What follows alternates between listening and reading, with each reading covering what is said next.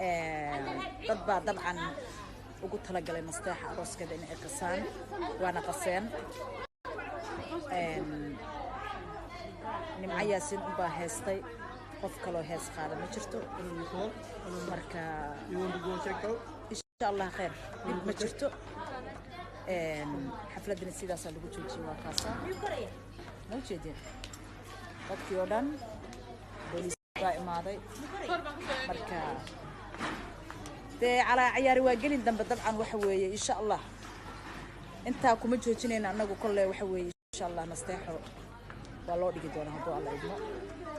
أكمل وصل العينات لكن الحمد لله استوى هبي اسكولي هبي. مسكين ولا نستحق إنه هن يكيد جبين أروسكي الله يو.